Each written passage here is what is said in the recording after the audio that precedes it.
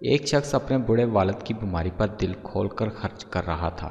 وہ لاکھوں کا مقروض تھا، لیکن اس کے باوجود اپنے باپ کو بچانے کی ہر ممکن کوشش میں مصروف تھا۔ مقروض ہونے کے ساتھ ساتھ جو تھوڑا بہت کاروبار تھا وہ بھی دن بہ دن ختم ہو رہا تھا۔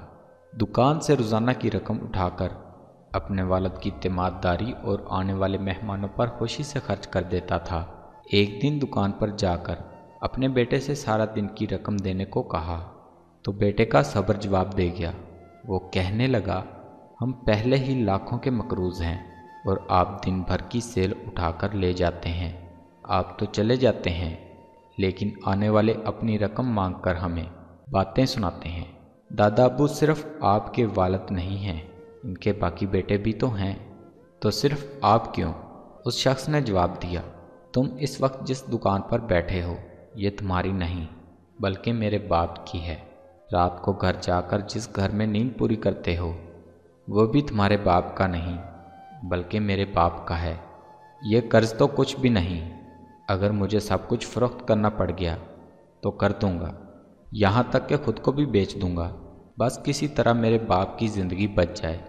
اور ہاں، میری ایک بات یاد رکھنا، جائیدادیں پھر سے بن جاتی ہیں، قرض بھی اتر جاتے ہیں، تباہ ہوئے کاروبار پھر سے بحال اور سٹیبل ہو جاتے ہیں، لیکن والدین چلے جائیں تو واپس نہیں آتے۔ وہ شخص یہ کہہ کر رقم واپس رکھ کر چلا گیا۔ اپنے کسی دوست سے مزید قرض لے لیا، اپنے والد کی بیماری پر خرچ کرنے میں کوئی کمی نہیں کی۔ آخر وقت میں اس شخص کا بوڑھا باپ اسے ڈھیر ساری دعائیں دیتا تھا، کہتا تھا کہ تمہارے پاس نہ کوئی تعلیم ہے نہ ہنر ہے، مجھے تمہاری بہت فکر رہتی ہے۔ ابا جی، مجھے صرف آپ کی دعاؤں کی ضرورت ہے۔ جو کام والدین کی دعاؤں سے ممکن ہے وہ تعلیم اور ہنر سے بھی نہیں ہو سکتے۔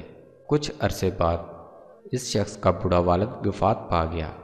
وہ بہت زیادہ صدمے میں مبتلا تھا۔ بڑی مشکل سے خود کو سنبھالنے کے بعد اپنا کام پھر سے شروع کیا۔ کبھی کبھی لگتا تھا کہ جتنا مقروض ہے، جائیداد فروخت کرنے کے بعد بھی قرض نہیں اتر پائے گا، لیکن برکتوں کا نزول ایسا ہوا کہ صرف 1 سال میں وہ سارا قرض اتر گیا۔ اس کے بعد وہی دکان پھر سے سیٹ کر دی، پوری دکان کے ساتھ ساتھ گودام بھی بھر دیا۔ ایک دن اس جگہ بیٹھ کر اپنے اس بیٹے سے پوچھا، قرض بھی اتر گیا، دکان بھی بھر گئی، گودام بھی بھر گیا، کوئی کمی تو نہیں رہی؟ جی بالکل، سب کچھ ہو گیا، ایسا لگتا ہے جیسے کوئی معجزہ ہے۔ میں نے کہا تھا کہ جائیدادیں بن جاتی ہیں، قرض اتر جاتے ہیں، کاروبار پھر سے بحال ہو جاتے ہیں، زندگی میں یہ سب کچھ ممکن ہے، لیکن والدین چلے جائیں تو واپس نہیں آتے۔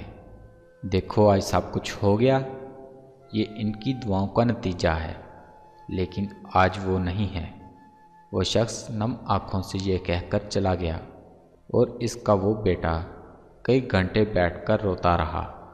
تو ناظرین، آپ سب بھی یہ ذہن نشین کر لیجئے، جائیدادیں بن جاتی ہیں، قرض اتر جاتے ہیں، تباہ ہو کر کاروبار پھر سے بحال ہو جائیں گے، لیکن والدین چلے جائیں تو واپس نہیں آئیں گے۔